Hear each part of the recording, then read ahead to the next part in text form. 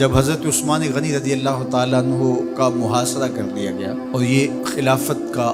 آخری آپ کا دور ہے، 82 سال کی عمر تھی اس وقت آپ کی، اور یہ تاریخ کا دردناک باب ہے کہ حضرت عثمان غنی پر 40 دن تک پانی بند رہا۔ وہ ایک منصوبہ تھا، 3 لوگ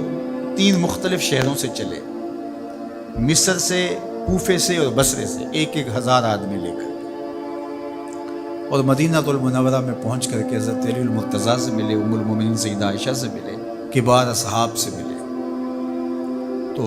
جو انہوں نے کہا تو انہوں نے ان کو کہا کہ نہیں، ایسی کوئی بات نہیں، فرمائش کر کے واپس بھیج دیں۔ حضرت عثمان غنی رضی اللہ تعالیٰ عنہ پر اقربا پروری کا الزام عائد کیا تھا، تو انہوں نے کہا کہ کوئی ایسی بات نہیں ہے۔ پھر یہ تھا کہ آپ نے کم عمر گورنر، کم عمر لوگ مقرر کیے، تو حضرت عثمان نے کہا کہ حضرت اسامہ بھی تو کم عمر تھے، حضور نے ان کو اگر مقرر کیا ہے تو یہ تو مثال ہمارے سامنے موجود ہے، لیکن یہ ایک منصوبہ تھا، اس منصوبے کے تحت یہ 3 جگہوں سے لوگ آئے تھے۔ وہ 3 دن کی مسافت کے بعد پھر تینوں واپس آ گئے، تو یہ ایک سوالیہ نشان ہے کہ تینوں کیوں واپس آ گئے، کوئی ایک تو نہ آتا نا، تو یہ سب طے شدہ منصوبہ تھا۔ اور پھر انہوں نے مدینہ المنورہ کو گھیر لیا، اور جس طرح سے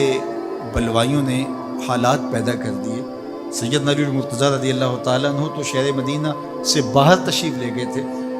اور اپنے بیٹوں امام حسن اور امام حسین رضی اللہ تعالیٰ عنہ کو حضرت عثمان غنی کے دروازے پر مقرر کیا تھا کہ ان کو ضرر نہ پہنچنے دینا۔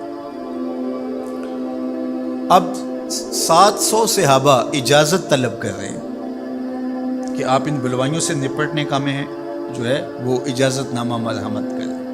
اور بہت سارے لوگ تو حج پہ جا چکے ہیں، یہ 18 ذی الحج کا واقعہ ہے جب آپ کی شہادت ہوتی ہے، تو وہ حج پہ جا چکے ہیں، تو جو یہاں موجود ہیں وہ اجازت طلب کر رہے ہیں،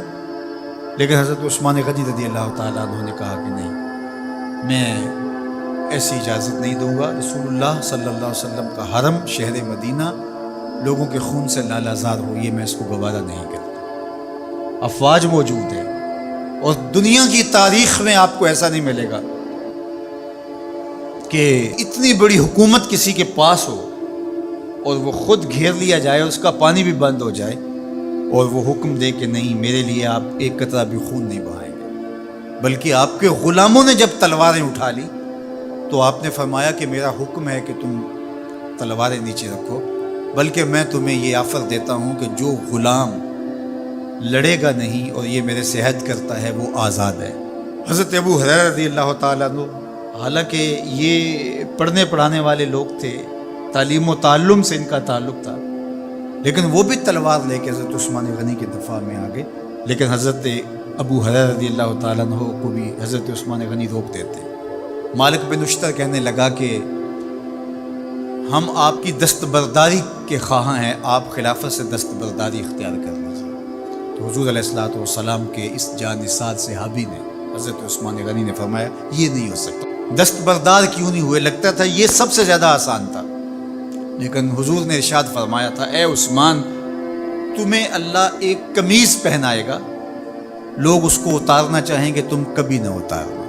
تو اس سے مراد خلافت کی قمیض ہے، اور ان کی شہادت کی خبر بھی اللہ کے محبوب علیہ السلام نے دی تھی، اور اگر آپ دستبردار ہو جاتے تو یہ ایک کھلونا بن جاتا، بازیچہ بن جاتی خلافت، چند آدمیوں کے پریشر سے خلافت سے دستبرداری کرنا پڑتی۔ اچھا، ایک یہ سوال بھی پیدا ہوتا ہے، چند باغی تھے، ان کو کس طرح کچل دیا جاتا، لیکن حضرت عثمان غنی یہ نہیں چاہتے تھے۔ ایک تو یہ کہ مدینے کی حرمت پامال نہ ہو، اور دوسرا پورے عالم اسلام کو آگ لگانے کا جو منصوبہ تھا، 3 مختلف شہروں سے 1,000 آدمی لایا گیا ایک منصوبے کے تحت، اور انہیں لاشیں چاہیے تھیں، اور جو ان کے پیچھے کام کر رہے تھے نادیدہ ہاتھ، ان کا منصوبہ یہ تھا کہ یہاں سے مختلف سمتوں میں، یہ تینوں شہر مختلف سمتوں میں تھے، تینوں سمتوں میں جب لاشیں جائیں گی تو پورے عالم اسلام کو ہم جو ہے وہ خانہ جنگی کی آگ میں دھکیل سکیں گے۔ تو حضرت عثمان غنی ان سازشوں سے آگاہ تھے، تو سب سے اہون اور آسان یہ تھا کہ قربانی پیش کر دی جائے، اور پھر انہوں نے سن بھی رکھا تھا کہ 2 شہید ہیں، شہید تو انہوں نے بہرحال ہونا ہے، تو لہٰذا میں خلافت سے دستبردار بھی نہیں ہوں گا، اور شہر مدینہ کی حرمت بھی پامال نہیں ہونے دوں گا، اور تیسری بات یہ ہے کہ میں خود مظلوم شہید کر دیا جاؤں، تو آپ نے یہ گوارا کر لیا۔ تو 18 ذوالحج تھا، جمعے کا ہی دن تھا، اور حضرت عثمان غنی رضی اللہ تعالیٰ عنہ روزے سے تھے، عصر کا وقت تھا، قرآن مجید کی تلاوت کر رہے تھے۔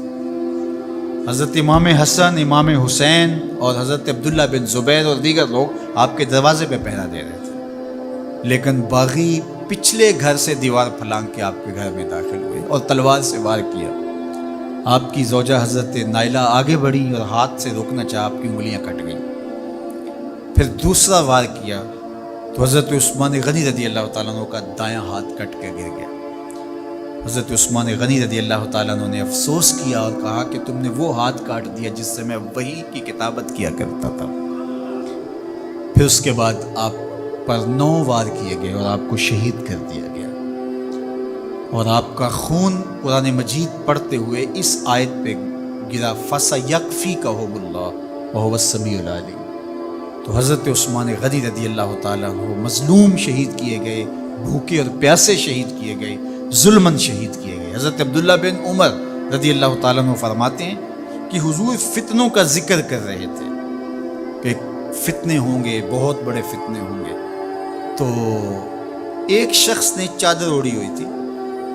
اور وہ مجلس واعظ کے قریب سے گزرا جہاں حضور کچھ ارشاد فرما رہے تھے، تو آقا کریم نے اشارہ کر کے کہا اس دن یہ شخص حق پہ ہوگا۔ عبداللہ بن عمر کہتے ہیں کہ میں اٹھا اور جا کے دیکھا تو وہ حضرت عثمان تھے۔ تو میں نے حضرت عثمان کے چہرے کو پکڑ کے تھوڑا سا حضور کی جانب کیا اور میں نے کہا حاضہ حضور، یہ اللہ کے محبوب فرمایا ہاں یہی، جب فتنے ہوں گے تو فرمایا یہ حق پہ ہوگا۔ تو حضرت عثمان غنی رضی اللہ تعالیٰ عنہ حق کی راہوں کے مسافر، جنہیں حضور کی زبان سے شہید کہا گیا، اور شہید کسی کا انجام ہوتا ہے، تو حضور نے فرمایا یہ شہید ہوگا۔ شہید وہی ہوتا ہے جو بحالت ایمان اس دنیا سے راہ خدا میں اپنی جان قربان کرے۔ فرمایا فَإِنَّمَا عَلَيْكَ نَبِيٌّ وَصِدِّيقٌ وَشَهِيدَانِ، اے پہاڑ رک جا، تو جانتا نہیں تیرے اوپر اللہ کا ایک نبی ہے، ایک صدیق ہے اور 2 شہید ہیں۔ تو حضرت عثمان غنی رضی اللہ تعالیٰ عنہ عظمتوں کے مینار، اللہ اکبر۔ تو یہ حضرت عثمان غنی رضی اللہ تعالیٰ عنہ کا یہ کارنامہ تھا کہ آپ نے اپنی جان پیش کر کے امت کو جو ہے وہ فتنوں سے محفوظ کر لیا اور امت کو بچا لیا۔ حضرت عثمان غنی رضی اللہ تعالیٰ عنہ پہ کروڑوں رحمتیں، کروڑوں سلام۔ ہم آپ کی عظمت کو سلام پیش کرتے ہیں، عقیدتوں کا خراج پیش کرتے ہیں۔ حضور کی خدمت میں ایک جنازہ لایا گیا اور حضور سے عرض کی گئی حضور اس شخص کا جنازہ پڑھا دیجئے، تو حضور نے انکار کر دیا، کہا میں جنازہ نہیں پڑھاؤں گا۔ تو صحابہ نے عرض کیا یا رسول اللہ، کبھی ماضی میں ایسا نہیں ہوا، جب بھی کوئی جنازہ لایا جاتا ہے تو آپ جنازہ پڑھا دیتے ہیں اور آپ نے آج انکار کر دیا۔ تو فرمایا یہ شخص میرے عثمان سے بغض رکھتا تھا اور اس کو اللہ نے بھی اپنی رحمتوں سے محروم کر دیا ہے۔ حضور نے اس شخص کا جنازہ نہیں پڑھایا جو مبغض عثمان غنی رضی اللہ تعالی عنہ۔ تو اب آپ اندازہ کیجئے وہ کتنا بدبخت شخص ہے جو حضرت عثمان سے بغض اور دشمنی رکھتا ہے۔ حضرت عثمان غنی رضی اللہ تعالی عنہ سے اللہ کے محبوب علیہ السلام نے کتنی خوبصورت ارشاد فرمائی، میں اس سے حیا کیوں نہ کروں جس سے اللہ کے فرشتے بھی حیا کرتے ہیں۔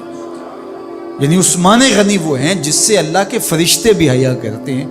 اور جو عثمان غنی کا حیا نہیں کرتا اس سے بڑا بے حیا کون ہو سکتا ہے۔ حاکم نے مستدرک کے اندر روایت ذکر کی ہے کہ بہت سارے صحابہ حضور کی بہت ساری خوبیوں کے مظہر تھے،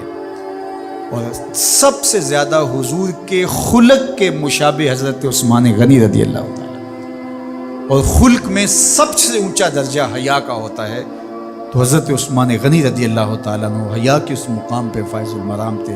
جو انہی کا مقصوم تھا۔ اللہ ہمیں حضور کے اہل بیت، حضور کے اصحاب، بلکہ حضور کے در کی مٹی کی تعظیم بھی نصیب کرے۔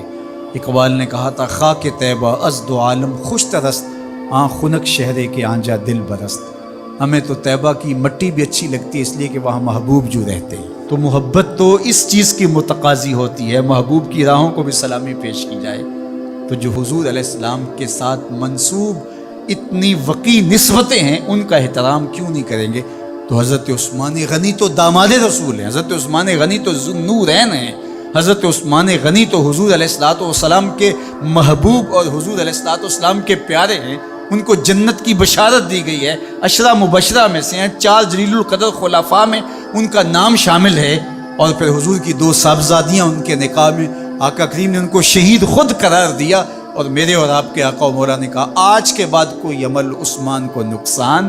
نہیں دے گا، اور کہا عثمان سے میں حیا کیوں نہ کروں، اس سے اللہ کے فرشتے بھی حیا کر